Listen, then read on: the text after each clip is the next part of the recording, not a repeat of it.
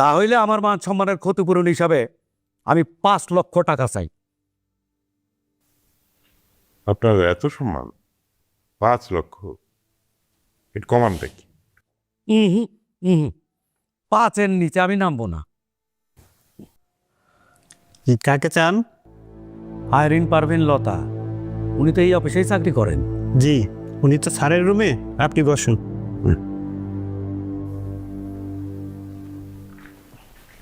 আপা, আপনার কাছে একজন লোক আসছে। কে? নাম তো বলেনি, কষে আছে। ঠিক আছে, বসুক। তুমি যাও, জরুরি কিছু তো হতে পারে। Thank you sir. স্যান্ডউইচের জন্য? ওটা আমি বানাইনি। না স্যার, বাসাটার জন্য। না হলে কাল সারা রাত আমাকে ফুটপাতে থাকতে হতো। No problem.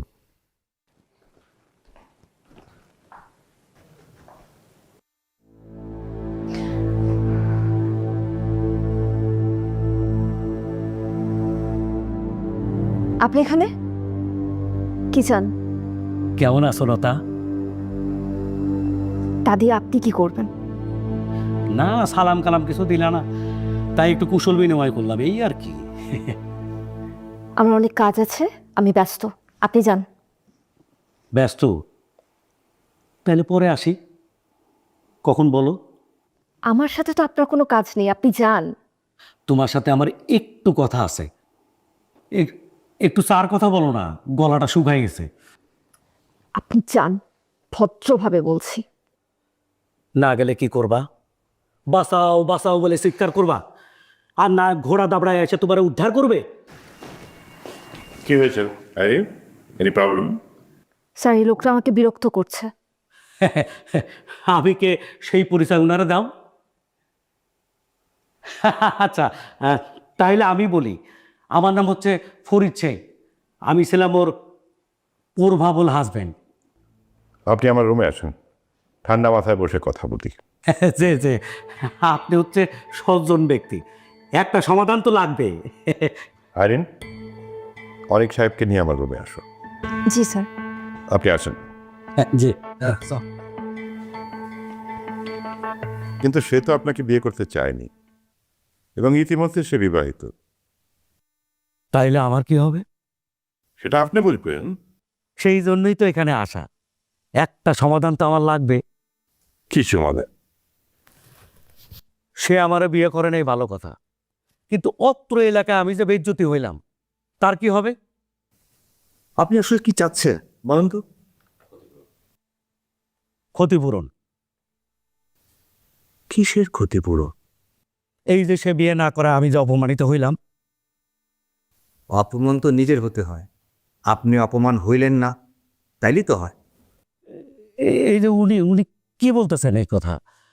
অত্র এলাকায় আমি একজন মানিল, আমার বাগদত্তা স্ত্রী ভাইগা গেলে অপমানের আর কিছু কি বাকি থাকে? আচ্ছা ঠিক আছে, বুঝলাম। আপনি কি চান? আমার অপমানের ক্ষতিপূরণ। আরে ভাই, সেটাই পরিষ্কার করে বলেন। ওই ছেলেরা বাদ দিয়া তার আমার ঘর করা লাগবে। অসভ্য ইতর একটা। থামো আইরিন, থামো। সেটা তো ভাই সম্ভব না, তাই না?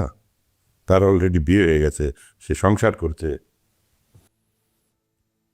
তাহলে আমার মান সম্মানের ক্ষতিপূরণ হিসাবে আমি 5 লক্ষ টাকা চাই। আপনার এত সম্মান? 5 লক্ষ? এটা কমানটা কি? ইহি ইহি 5-এর নিচে আমি নামবো না। অনেক, এক কাজ করো, সোহেল আর জয়পুরকে ডাকো, বড় 5 লক্ষ টাকা নিয়ে আসতে, আর সঙ্গে একটা দড়ি আনবে। দৌড়ি কেন স্যার? হ্যাঁ, আপনার জন্য তো 5 লক্ষ টাকা। হ্যাঁ, দড়ির অন্য কাজ আছে।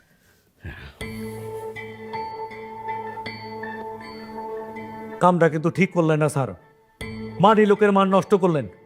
আমি কিন্তু ছাড়বো না। কি করবেন? এইটা আপনি কি করলেন? এইটা আপনি কি করলেন স্যার? আইরিন, ওর দুগালে কষে দুটো চড় মারো তো।